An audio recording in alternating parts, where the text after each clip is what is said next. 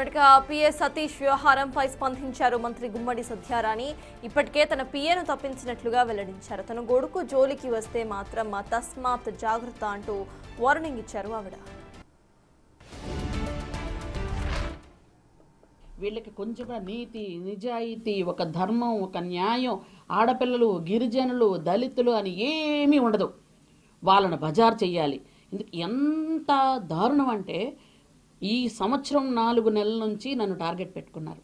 నన్నే కాదండి, ఒక 3 మహిళా మంత్రులు ఉన్నాం. నేను కానీ, అనిత గారు కానీ, సవిత గారు కానీ మమ్మల్ని టార్గెట్ ఏదో ఒకటి రాయటం, లేదా క్యాబినెట్లో ఉన్న మంత్రులను రాయటం, లేదా బయట ఉన్నటువంటి వాళ్ళని ఎవరైతే కొంచెం క్యాస్ట్ పరంగా ఎస్టీలో ఎస్సీలు అవుతారో, బీసీలు అవుతారో, డబ్బు లేని వాళ్ళు ఉంటారో వాళ్ళని ఎక్కువ టార్గెట్ పెట్టుకోవడం. ముఖ్యంగా నన్ను కానీ నా కుటుంబాన్ని కానీ ఎందుకు టార్గెట్ పెట్టుకుంటున్నారో అర్థం కావడం లేదు. నిజంగా మీకు ధైర్యం ఉంటే, మీకు దమ్ము ఉంటే రాజకీయంగా నన్ను ఎదుర్కోండి.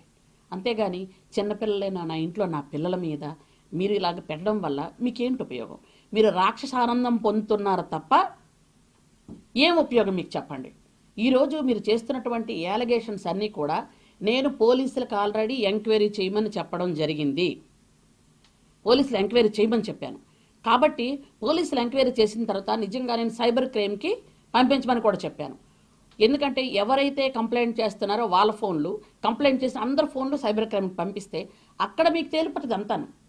అంతేగాని నన్ను కావాలి అని రాజకీయంగా ఎదుర్కోలేక మీరు నన్ను ఇబ్బంది పెట్టాలని చేస్తున్నారు. కానీ మీరు ఇంతకు పూర్వం 2-3 సార్లు పప్పులో కాలేశారు. అలాగే మీతో పాటు సాక్షితో పాటు ఇంకొక టీవీ కూడా ఇలాగే నా మీద ప్రచారం చేశారు. వాళ్ళు పప్పులో కాలేసామని చెప్పి ఒప్పుకున్నారు.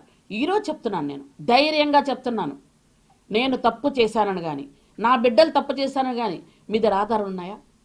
అన్నీ మార్ఫింగ్ ఆధారాలే. అవి తీసుకెళ్ళిస్తున్నారు. మార్ఫింగ్ ఆధారాలతో మీరు ఏం చేయగలుగుతారు? మమ్మల్ని భయపెట్టాలనుకుంటున్నారా? బెదిరించాలనుకుంటున్నారా? ఒక గిరిజన మహిళనైన నేను, నా బిడ్డ, మమ్మల్ని మీరు బెదిరించాలనుకుంటున్నారా?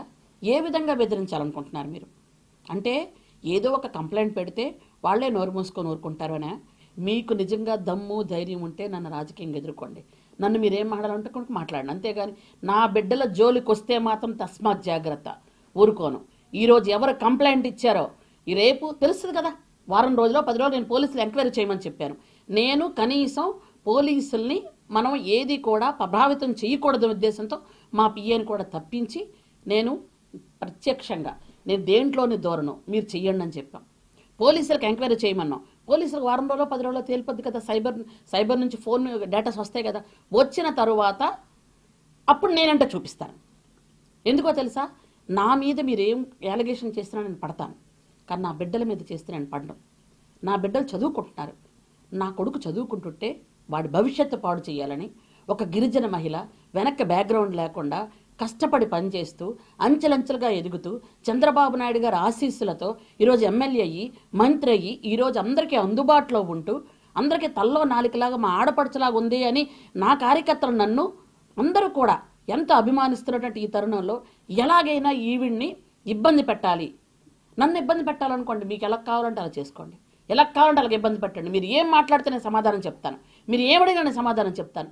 నా బిడ్డలు ఇందులో ఎందుకు తీసుకొస్తున్నారు? ఇది నిరూపణ ఎలాగో కాదు, నాకు తెలుసు. నా బిడ్డ సంగతి నాకు తెలుసు. ఎందుకంటే నా సాలూరులో నా బిడ్డ సంగతి తెలియని వాళ్ళు ఎవరు లేరు. ఎవరు కూడా ఇది నిజమా అని అలాగ ఆశ్చర్యంగా చూస్తున్నారు అందరు కూడా. నా బిడ్డను మీరు కావాలి అని హ్యూమిలేట్ చేసి ఇబ్బంది పెట్టాలనుకుంటున్నారు. సరే, ఈరోజు రేపు ఎల్లుండు 2-3 రోజులు నేను నా కొడుకు మేము ఇబ్బంది పడితే పడతాం. నేను ఇబ్బంది పడను, ఎందుకంటే నాకు ఇలా దెబ్బలు 25 ఏళ్ళ నుంచి అలవాటు అయిపోయినాయి నేను. కానీ నా బిడ్డ 25 సంవత్సరాలు పూర్తిగా లేని బిడ్డ కొంచెం ఇబ్బంది పడుతున్నాడు. కానీ తెలుస్తుంది వారంకో 10 రోజులకో, అప్పుడు చెప్తాను నేను. ఎవరు కేసు పెట్టారు, ఎవరు పెట్టించారు అన్నీ బయటకు వస్తాయి పోలీసుల ద్వారా. బయటకు వచ్చిన తర్వాత అప్పుడు చట్టం, న్యాయం తన పని తను చేసుకెళ్తుంది గ్యారంటీగానే. ఇదే అంశంపై పూర్తి డీటెయిల్స్ మా ప్రతినిధి శివశంకర్ అందించడానికి సిద్ధంగా ఉన్నారు. శివశంకర్, చెప్పండి. ఇటు మంత్రి సంధ్యారాణి స్పందించారు. తన కుమారుడుకు ఎటువంటి పాపం తెలియదు, అవన్నీ కూడా మాఫ్డ్ విజువల్స్ అండ్ చాట్స్ కూడా తన కొడుకు చేసిన చాట్స్ కాదు అంటూ కూడా ఆవిడ వ్యాఖ్యానిస్తున్నారు. వీటిని ఎట్లా చూడాలంటారు? అండ్ కేసుకి సంబంధించిన డీటెయిల్స్ ఏంటి? సుమారు 3 రోజుల నుంచి కూడా ఈ వాదం కొనసాగుతుంది. మంత్రి పిఏ సతీష్ ఎవరైతే ఉన్నారో ఆయన లైంగిక వేధింపులకు చేశాడని చెప్పి ఓ బాధితురాలు ఇప్పటికే పార్వతీపురం మన్యం జిల్లా పోలీస్ కార్యాలయంలో అయితే ఫిర్యాదు చేసింది. ఫిర్యాదు చేసిన నేపథ్యంలో పోలీసులు నిన్న నుంచి కూడా దీనిపై సీరియస్ యాక్షన్ తీసుకోవడం మొదలుపెట్టారు. విచారణ కూడా ప్రారంభించారని చెప్పుకోవాలి. ఇప్పటికే బాధిత మహిళలు కూడా పిలిపించారు, సమాచారం మొత్తం రికార్డ్ చేశారు స్టేట్మెంట్ అన్న. అయితే ఈ నేపథ్యంలో మంత్రి సంధ్యారాణి ఈ రోజు అమరావతిలో ప్రెస్ మీట్ నిర్వహించి కొన్ని కీలకమైన అంశాలు అయితే వెల్లడించారు. కేవలం ఒక గిరిజన మహిళ ఎంతో ఉన్నత స్థాయికి వెళ్తుంది, తన ఎదుగుదలను తట్టుకోలేకే వైసీపీ నాయకులు చేసినటువంటి కుట్ర తప్ప ఇందులో ఎటువంటి వాస్తవం లేదు. ముఖ్యంగా మనం చూసుకుంటే ఏదైతే మంత్రి పిఏగా సతీష్ ఉన్నారో సతీష్ ని నేనే తప్పించమని చెప్పడం జరిగింది, నేనే రాజీనామా చేయడం చెప్పడం జరిగింది. సో ఎందుకంటే పోలీసుల విచారణకు ఎటువంటి అడ్డంకులు ఉండకూడదు, పోలీసుల యొక్క విచారణ నిష్పక్షపాతంగా జరగాలనే ఉద్దేశంతో నేనే రాజీనామా చేయించిన కూడా ఆవిడ మాటల్లో మనకు చాలా స్పష్టంగా తెలుస్తుంది. మరోవైపు చూసుకుంటే తన గురించి, తన కుటుంబం గురించి, తన బిడ్డల గురించి చాలు నియోజకవర్గం మొత్తం తెలుసు, మా క్యారెక్టర్స్ ఏంటో మేమేంటో మొత్తం అంతా తెలుసు.